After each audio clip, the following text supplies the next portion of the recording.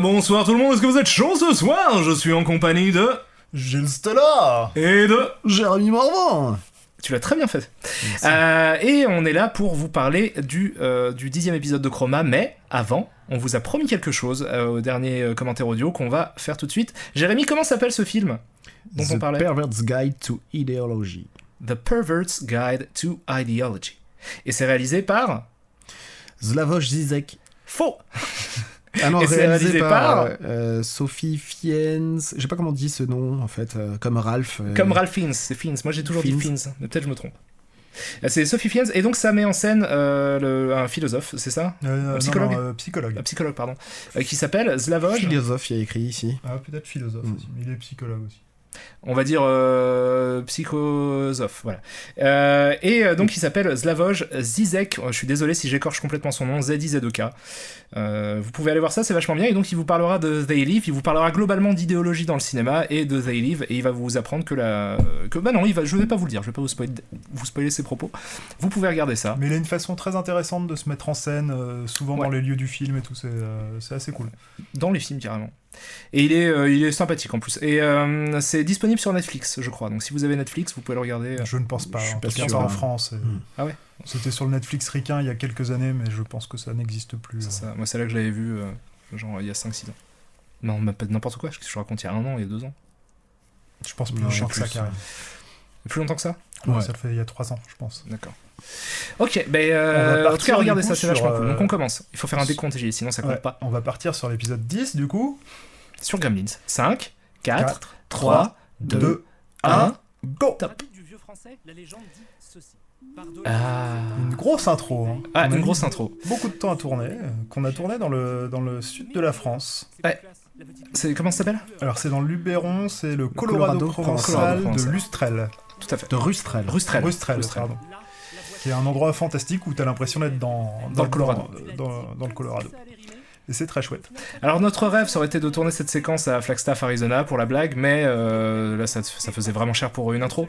Et par contre, cet endroit magnifique est disponible à quelques heures de bagnole, et c'est super cool. C'était magnifique. Et il faisait très froid, c'était Il bien. faisait effroyablement froid. Il faisait froid. Il y avait des chiens, il y avait du vent. Pour le son, c'était parfait. Ouais. Il y avait des gens, il y avait... Des conditions ultimes. La lumière est cool, elle est bien gérée, pourtant là c'est juste un reflow, il y a très peu de travail, c'est juste se mettre aux bons endroits avec un réflecteur. Là, il y a un faux raccord avec le harnais de mon sac. Et c'est vrai qu'on a l'impression qu'il fait chaud. Hein. Ouais. Regarde, là, j'ai un harnais, et hop, là, je l'ai plus. Et voilà. Voilà. C'était ça. C'est pas très grave. C'est pas très grave.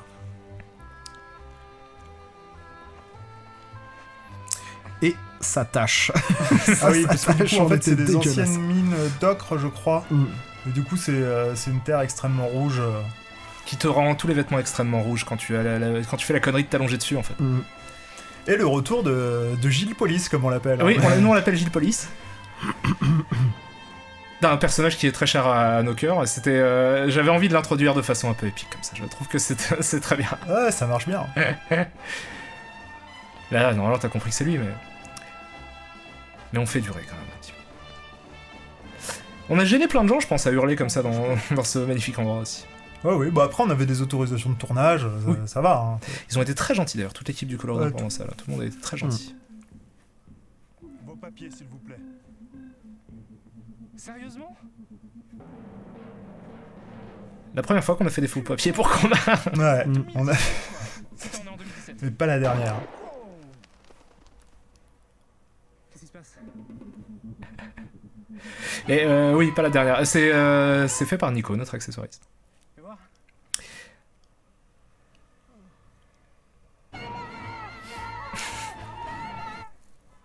Effectivement, c'est la merde. Ah, j'aime bien cette intro, elle était chouette. Chouette Ouais. à faire. Elle était cool à tourner, c'était très sympa parce qu'on a pu rencontrer un peu de la famille de Gilles aussi qui habite dans le Parce que coin. du coup, en fait, ma sœur habite juste à côté de cet endroit et c'est pour ça que j'avais pensé à tourner dans cet endroit parce que j'avais déjà visité cet endroit avec ma sœur. Et du coup, on allait vivre chez elle quelques jours et toute sa famille nous a accueillis très, Très gentiment, on les embrasse très très fort. gentiment. Absolument. Salut à tous. Ils nous ont même aidés sur le tournage. Absolument, ouais. Et donc l'épisode évidemment est un épisode parallèle au premier épisode de Chroma, mais qui se passe dans la dimension rouge, où le point est très bien fait. Je trouve que l'ouverture du diaph est parfaite sur ce truc. Effectivement. Le retour des déguisements pourris. Enfin, Ouais. le mien surtout. Qu'on a dû Depuis racheter le ou jour pas? Non, Non, on l'avait toujours. on a mis du gaffe. Sur là où c'était déchiré. Ouais. Oui, t'avais un énorme trou au niveau du Ouais. pantalon, Ouais. à l'entrejambe. Mais il n'y avait pas de coupé. baston à tourner cette fois-là. Et donc là, c'est juste l'idée d'exprimer, c'est que c'est le premier épisode de Chroma dans la dimension rouge où les bons films existent, les pseudonymes ne sont pas arrivés pour changer les bons films en mauvais films, et donc plutôt que de faire Troll 2, on fait l'original, qui est Gremlins. Et du coup aussi, ce qui est la petite différence par rapport à l'épisode 1, c'est qu'on est pendant tout l'épisode en déguisement de Noël, puisque tout se passe bien, il n'y a pas de bagarre, tout va bien. Oui, Donc, c'est ça. voilà, on est en lutin et en Père Noël tout l'épisode. Pourquoi pas, hein. Et c'est aussi le premier épisode qui parle vraiment pour le coup d'un très grand film. Moi je trouve Gremlins c'est un grand film, C'est génial. réalisé par un grand cinéaste. Et du coup c'est cool aussi parce que ça change. Et puis ça fait plaisir de faire ça, pas longtemps après Vidoc. Et donc ça permet aussi de parler de Joe Dante, pardon, qui est un de mes cinéastes préférés, Ouais. avec qui j'ai grandi Vraiment, évidemment. Il a une carrière vraiment, vraiment géniale. Ouais. Ouais. Sans vraiment de faute en plus, hein. Vraiment tout. Ces derniers. Ouais, les derniers, ouais. J'ai pas vu ces tout derniers. Moi, le dernier que j'ai vu, c'est les Looney Tunes Back in Action. passe à l'action. Ouais. Ouais, ça c'était chouette. Mais après c'est devenu un peu moins heureux, et notamment là son tout dernier, dont j'ai oublié le nom d'ailleurs, je sais plus comment il s'appelle, mais vraiment. Burying the X. C'est ça, Burying the X, et assez moyen. Mais sinon, enfin, ça changerait en fait que c'est quand même un très très grand cinéaste et que la quasi-totalité de ses films sont fantastiques, quoi. Je sais même pas lequel je préfère vraiment. Peut-être Gremlins, quoi. Ouais, Gremlins c'est cool, mais il y a Matinée qui est vraiment génial. Ouais, L'aventure intérieure aussi. Non, mais il y a plein de films J'adore d'aventure The Burbs. intérieure, c'est génial. The Burbs, c'est trop cool.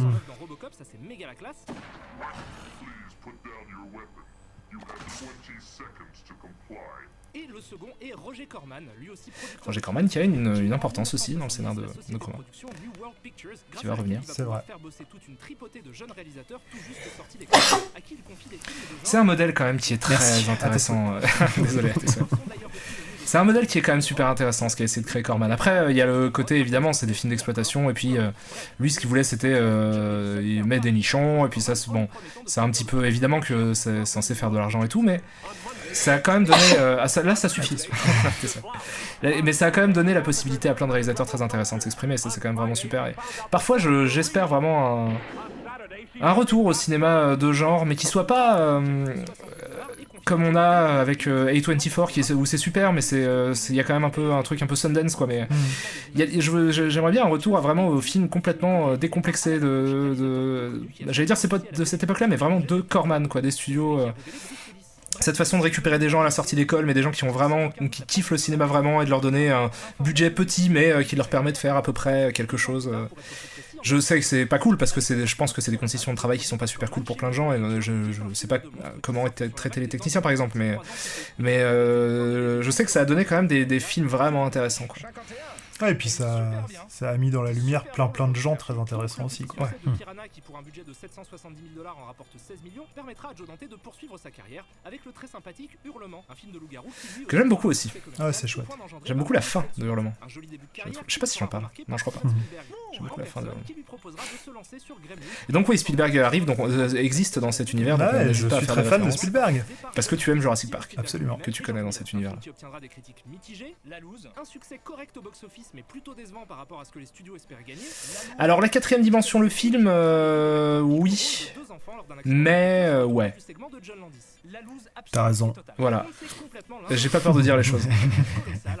En fait, il y a des segments meilleurs que d'autres évidemment. Oui, c'est et- inégal, ouais, clairement. Et c'est quand même, tu vois, c'est un peu moins bien que les épisodes originaux, je trouve. Tu vois, ceux qui sont repris de vieux épisodes de la quatrième dimension, je préfère ceux de la quatrième dimension. Qui est une série fantastique qu'on vous recommande, qu'on a déjà recommandé. Vraiment fantastique. C'est c'est une des meilleures séries, je pense, de l'histoire de l'existence. Je la revois en ce moment. Et putain, il y a que les 2 premières saisons en Blu-ray en France, quoi. C'est trop chiant. C'est fou. Hein. Ouais. Donc je les ai. Je crois que c'est TF1 vidéo, je crois, mais il y a pas le reste. Mais je crois que ça a vraiment pas du tout marché quand c'est sorti en Blu-ray. Ça me rend super triste. J'aurais vraiment aimé que ça cartonne et qu'on puisse avoir l'intégralité de la série. Si vous connaissez pas Marshall et Simon aussi, jetez un coup d'œil. Série dont Mathias est absolument fan. Mathias, notre copain que vous avez vu dans Crost, il aime beaucoup. Celui qui est à la médiathèque dans la cuisine. C'est ça. Et Police Squad, 6 épisodes, mais l'humour incroyable. 6 fantastiques épisodes. Ouais, c'est fou. Moi, c'est Gilles qui m'a fait découvrir ça. Et cette série a été arrêtée parce que la chaîne trouvait qu'il fallait voir tous les épisodes pour comprendre. Et on est au tout début des années 80, donc on voit bien que ça a changé. Non, c'est pas que ça. Alors j'avais lu ça moi en tout cas, mais peut-être... Il y a une interview de comment il s'appelle l'acteur Leslie Nielsen. De Leslie Nielsen, qui disait donc que c'était en fait surtout que c'est les blagues, la façon dont sont faites les blagues. Elles sont pas faites pour passer à la télé. Dans le sens où il y a plein de choses qui se passent dans le genre de hors-champ ou derrière, ou c'est toujours des blagues un peu planquées, et que du coup si tu regardes la télé un peu que d'un œil en allant pisser quand t'as envie d'aller pisser, tu peux pas vraiment comprendre toutes les vannes qui passent. Et du coup c'est pour ça qu'ils ont réussi quand même à en faire un film. Donc qui est Y a-t-il un flic pour sauver la reine. Même 3 films, pardon. Le président et le monde. Et la galaxie avec Sophie Winter. C'est pas Hollywood ? C'est Hollywood, pardon, j'ai dit le monde. Hollywood. Et c'est la galaxie ? L'univers ? L'univers, je sais plus celui avec Ophélie Winter. La reine, le président. Celui-là est vraiment pas terrible. Hein. Mais il est pas officiel. C'est pas un vrai. Non, ouais. C'est pas un vrai. Prestation de Sean Penn en surfeur. Putain, Spicoli quoi. Ouais. Ah, j'aime beaucoup ce film, Panic à Richmond High. C'est Ça chauffe au lycée Richmond. Ouais. C'est ça. En français. La petite boutique des horreurs, superbe. Si vous pouvez voir l'original ou le remake, c'est vraiment trop bien. J'adore le remake, vraiment. Je sais pas lequel je préfère. Le remake est génial. Le remake qui devient une comédie musicale, c'est n'importe quoi. C'est Francoz, qui est fantastique réalisateur, acteur. C'est Yoda, Francoz aussi. Ouais. Je sais pas comment dire ça poliment. Une effroyable connasse, une héritière super riche qui possède une grosse partie de l'immobilier de la ville, qui prend plaisir à harceler Billy, se réjouit de voir des enfants affamés et pire, qui a comme objectif premier d'assassiner Barney le chien parce qu'il l'embête et qu'il a défoncé son bonhomme de neige. Ce qui me donne envie d'abolir la peine de mort pour pouvoir la tuer plus lentement. Et l'intrigue du film commence lorsque le père de Billy, lors d'un de ses voyages dans la mystérieuse contrée de Chinatown, entre dans une boutique. Et bah c'est super. C'est un bon épisode. Qu'est-ce que vous en Gérald, disiez ? donc c'est ton rôle Qu'est-ce que vous en officiel. disiez C'est-à-dire que les seuls moments où tu parles, c'est pour dire que nous ne parlons pas. C'est ça. Très bien. Non, bah qu'est-ce qu'on en dit ? Bah je sais pas, pour le coup, Gremlins c'est un chef-d'œuvre, on dit que c'est vachement bien parce que c'est vachement bien en effet. Que l'utilisation de la couleur est absolument fantastique. Que Gremlins 2 c'est aussi vraiment génial. Plein de gens préfèrent Gremlins 2 au premier, moi c'est pas mon cas, je préfère le premier quand même. Mais donc un film très différent, Le 2, évidemment, c'est très différent. Ouais. Moi j'aime beaucoup. Moi, j'aime beaucoup Je pense le 2 aussi. avoir plus vu le 2 que le 1 dans ma vie. Si on peut raconter des anecdotes, plein de choses. Tiens, regarde par exemple, Gremlins. Donc au départ, on devait parler de Gremlins 2 pendant un live. À une époque, on a commencé, on n'a pas poursuivi trop le truc, mais à faire des lives où on jouait à des jeux vidéo en parlant de films. Ça s'appelait Desork. Ça s'appelait Desork, voilà. L'inverse Donc c'était de des jeux qui étaient adaptés de films. On avait fait Demolition Man, Dailymotion Man. Resté bloqué en 2004. Et cryogénisé en 2004. Et on avait prévu un deuxième épisode où on devait jouer à Gremlins 2, donc en parlant de Gremlins 1 et 2. Et c'est d'ailleurs à cette occasion qu'on a pris plein de notes, qu'on s'est renseigné beaucoup sur Gremlins. Et au final, comme on l'a pas fait, et que Gremlins ça rentrait parfaitement là-dedans parce que c'est l'origine de Troll 2, parce que tous les films de toute façon, Troll et etc. sont inspirés évidemment du succès de Gremlins, on trouvait que ça tombait vraiment bien de le faire en épisode 10 de Chroma. C'est donc le 3e épisode de Noël qui là est complètement fait comme un épisode de Noël. Sont deux influences majeures pour Joe Dante. Donc on retourne au film qui à partir de là va nous montrer les Gremlins commettre moultes exactions diverses et variées, transformant la ville de Kingston Falls. Et oui, ça me permettait aussi de revenir sur ce truc que j'avais lu et qui m'avait un peu chafouiné quand même sur la dimension raciste de Gremlins, auquel moi je ne crois pas c'est du vrai tout. qu'on on avait vu ça dans une bande-annonce à la base, non ? Dans la bande-annonce de Dear White People. Ouais, de Dear White C'est People. ça. C'est ça, je crois, c'est en voyant la bande-annonce de Dear White People où il y a une référence au fait que Gremlins c'est un film raciste que je me suis dit, ah ouais putain, il a cette réputation-là, et du coup j'ai regardé un peu autour, et effectivement, il y a eu des écrits sur ce truc-là, et j'ai beaucoup de mal à voir ça dans Gremlins, quoi. Même en me tordant les yeux, j'ai beaucoup de mal à voir ça dans Gremlins. Et je le dis en tant que minorité ethnique dans un pays occidental, je ne vois pas de racisme là-dedans. Ils arrivent à presque tous les faire exploser dans un cinéma, à l'exception de Stripe, le leader des vilaines bestioles, qui se réfugie dans un centre commercial dans lequel il est tué par Gizmo, qui l'expose. Et je vois même presque l'inverse, c'est-à-dire que si vraiment tu veux faire un truc où tu retournes le machin pour dire en fait les Gremlins sont les minorités ethniques machin, je trouve que certes c'est des méchants, mais justement tout l'intérêt de Gremlins c'est ce qui fait que c'est un bon film et que c'est pas ce que ça aurait dû être au départ. C'est-à-dire juste un film d'horreur avec des méchants monstres qui tuent des gens, c'est justement toute la dimension sympathique et conviviale qui est autour des personnages des Gremlins, c'est la façon dont ils sont montrés aussi, quoi. Et il y a de toute façon un truc un peu, je trouve, anard dans le fond du film, de j'aime bien filmer ces trucs un peu différents qui font du bordel, mais voilà. Donc non vraiment j'avais pas compris ça, et ça je me suis dit tiens si j'ai l'occasion un jour de le dire un peu publiquement je peux le dire, mais il m'aurait fallu un peu, enfin du coup j'ai pris le temps d'essayer de construire un argument là-dessus, quoi, pour pas juste le dire un peu à l'arrache en live, parce que ça nécessite quand même quand tu parles de ces sujets là de te renseigner vraiment, et du coup un petit peu sur la démarche et ça c'est justifié vraiment, le changement de scénario est très intéressant dans le changement du coup d'idéologie du film, parce que je suppose que le scénar était peut-être de celui de Chris Columbus était peut-être raciste, j'en sais rien, quoi. Mais c'est parfois un peu réac, de toute façon, ouais. Columbus, parce que même Adventure in Babysitting, son premier film, je crois que c'est son premier film, il y a des trucs vraiment un peu réac dedans. Ouais. Je l'ai pas vu moi toujours Adventure in Babysitting. C'est pas très intéressant. Mais après c'est pas le film Gremlins, sinon ça a plus parce que Starship Troopers avait un bouquin qui était complètement l'opposé de ce qu'il dit idéologiquement, quoi. Le film dit autre chose que le livre. Donc là on fait du beatbox le beatbox de Noël, quoi. À la fin de cet épisode, il y a quelque chose qui m'a demandé beaucoup de travail en post-prod. C'est la chanson ? Ouais. Je comprends. La musique est fantastique, les effets spéciaux sont cool, les moments qui doivent faire peur font peur, ceux qui doivent faire rire font rire, c'est le top du top. Du top. Tout ça justifie volontiers l'engouement généralisé pour Gremlins. Non mais c'était très chouette de bosser sur Gremlins. Ouais, là pour le coup tu peux le revoir plein de fois, et c'est vrai. De toute façon le film est fait pour être revu plein de fois, parce qu'il y a tellement de trucs cachés dedans. Puis même on a vu plein de Joe Dante à ce moment-là. Du coup on a revu toute sa filmographie. C'est cool, quoi, ça change un peu aussi. Moi j'ai fait un truc assez cool. Alors ça c'est Joe Dante l'art du jeu, donc le livre que je montre. Il y a à ma connaissance 2 gros bouquins sur Joe Dante en France qui existent. Il y a celui-ci et il y en a un autre dont j'ai oublié le titre parce que je suis un connard, mais que vous pouvez retrouver facilement en tapant un livre Joe Dante, qui est je crois aux éditions des Cahiers du Cinéma, et il y a des interviews de Joe Dante dedans, et dans ces interviews il explique comment il est devenu cinéphile, et il cite film après film les films qui l'ont fait devenir cinéphile. Donc ça commence avec It Came From Outer Space au cinéma, etc. Et puis il avance comme ça dans sa vie de cinéphile. Et moi ce que j'ai fait en préparation de cet épisode, c'est que j'ai regardé un par un, les uns après les autres, les films qu'il avait vus et qui lui ont donné envie de faire du cinéma. Et c'était très intéressant aussi. Et du coup tu te rends compte de plein de choses aussi dans son cinéma. Et l'art du jeu par contre de Joe Dante, le livre dont je parle dans l'épisode, est vraiment, vraiment à lire, parce qu'il y a... Ça décode vraiment un nombre de trucs que tu retrouves dans tous les films qui est colossal. Et toute cette partie-là où je parle de ça est complètement dans l'art du jeu. Ouais. C'est vrai qu'il a une filmographie qui est fascinante par tous les liens qu'il y a entre eux, les citations, ce que ça cite constamment. Enfin, c'est génial. Ouais. Et quand tu commences à t'intéresser à ça, c'est vraiment, vraiment cool.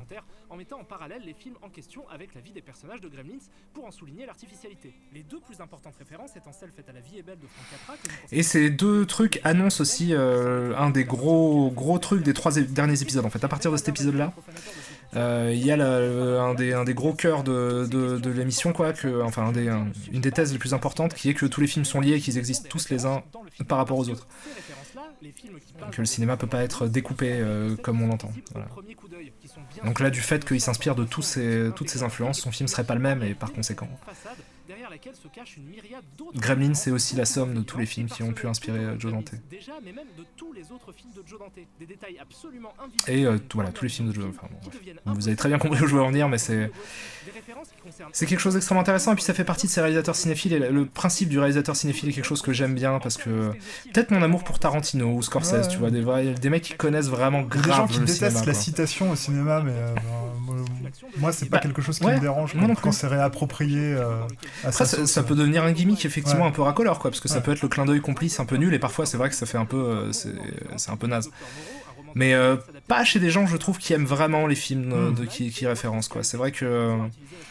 Et puis ça donne des films au final, tu vois, il y a plein de films peut-être qui ont inspiré Pulp Fiction, mais il n'y a pas beaucoup de films sortis avant Pulp Fiction qui ressemblent vraiment à Pulp Fiction, tu vois. C'est des sommes de plein de choses, quoi, donc ça a aussi leur place, et c'est quelque chose d'assez légitime, je pense, quand t'es réalisateur qui a grandi avec... Et il y a aussi un truc, c'est que Joe Dante, c'est pareil, c'est le cinéaste cinéphile, mais de vidéoclub aussi. Et de matinée, quoi, mais aussi de vidéoclub. C'est-à-dire que c'est un mec, enfin, c'est le début de la télé, etc., où il a commencé à aussi pouvoir revoir les films plus rapidement, parce qu'il disait à l'époque, quand il était petit, pour le coup, c'était vachement compliqué d'avoir accès aux films, tu pouvais pas les regarder. Mais dès que la télé arrivait et qu'on pouvait les avoir en VHS, là, c'était fou, parce qu'on pouvait regarder des films plusieurs fois, dans un confort certain. Et donc, c'est aussi un amour du cinéma un peu nerd, quoi, un peu... Il va fouiller... Ça, ce plan est incroyable, ce plan contient 12 000 trucs. Toutes les références. Et le truc où il tire aussi sur un avion, ça, le plan qu'on vient de voir, ça aussi c'est très malin, quoi. Il y a plein de choses, quoi. C'est fou. Là, et puis pareil, voilà, donc ça nous fait rebondir aussi évidemment sur la qualité de... le sens, la signification des couleurs, toujours.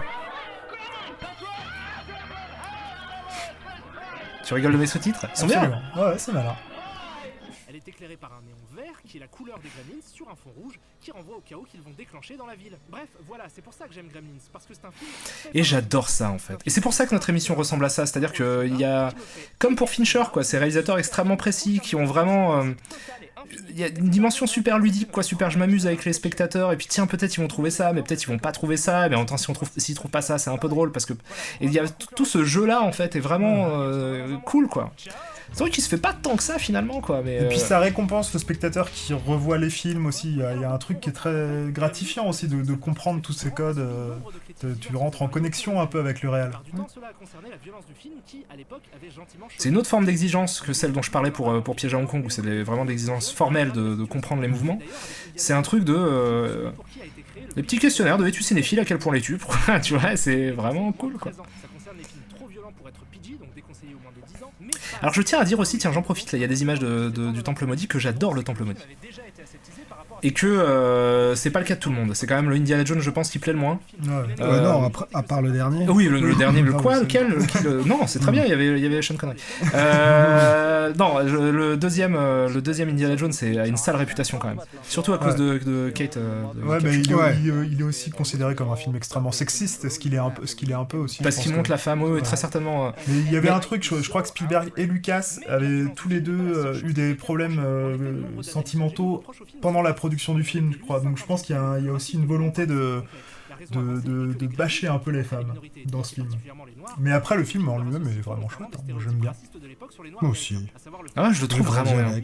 Bah, sauf ce truc-là, mais moi, tu sais que je la trouve pas si insupportable que ça, Kate Capshaw, en fait, dans le film. C'est ça, je dis pas comme ça.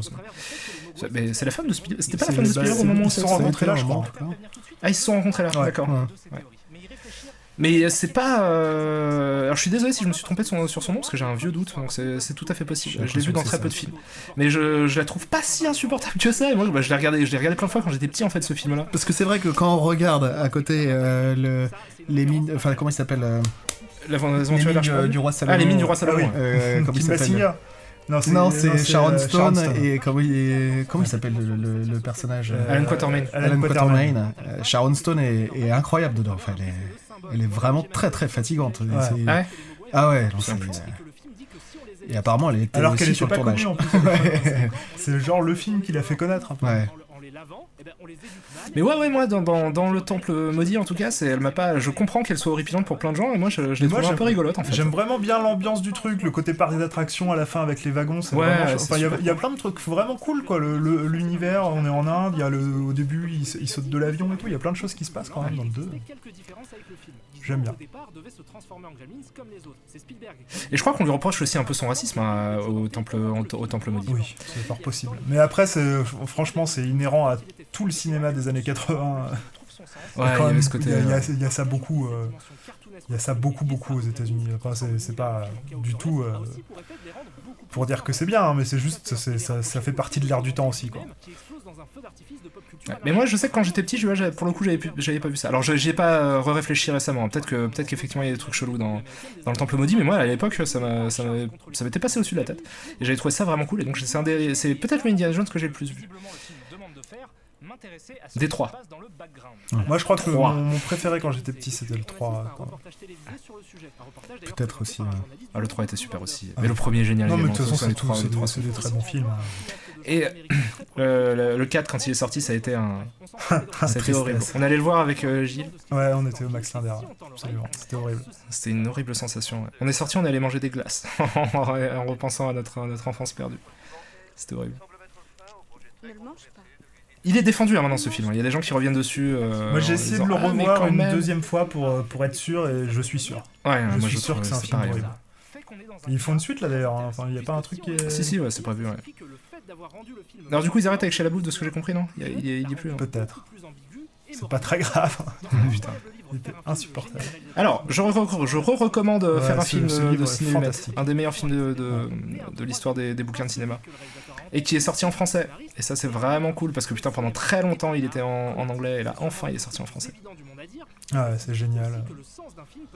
T'as l'impression de savoir faire un film à la fin du livre. Alors qu'en fait, non. Non, mais ça en tout te cas, t'as donne bases, des quoi. super impressions. Il y a des trucs que t'aurais pu oublier en voulant faire un film, il te le dit. Non, vraiment, c'est génial. Et il arrive parfois que les astres s'alignent dans une magnifique harmonie et produisent un film intéressant, drôle, beau, bref. Il y a aussi de ça, parce que tu vois, la thèse de l'épisode, c'est aussi que les films sont des œuvres collectives, et on parle que de Joe Dante, mais c'est ce que... Ça, c'était horrible. C'est ce que Joe Dante a apporté au travail de plein d'autres gens, qui fait que... Donc, il reste le réalisateur, tu vois, mais il faut pas oublier non plus de dire que c'est la somme de plein de choses. C'est pas juste un scénario, c'est pas juste une histoire qui est racontée, c'est aussi la façon de le montrer. Et alors ça... Faut savoir qu'à la base, il devait y avoir encore plus de Gilles. Et chaque petit Gilles que vous voyez avait 2 petits Gilles qui lui sortaient des épaules. Mais mon ordinateur n'a pas tenu. C'était crash après crash, j'ai pas réussi à faire tourner ça même avec des proxys, c'était horrible. Donc, parce que là ça commence déjà à beaucoup de devenir choses, fou, hein. là. Déjà il y a pas mal de trucs, mais là ça devient fait n'importe beaucoup de mois. quoi. Plus des Kings à chaque fois, parce que je remplace les couleurs, parce qu'il y avait qu'un seul déguisement, il était vert, donc tout ce que tu vois en rouge, jaune, bleu, c'est changé par moi. Voilà, donc c'est un canon que j'ai composé en m'inspirant du canon de Pachelbel. Hein. Ouais. C'est les mêmes accords. C'est très beau.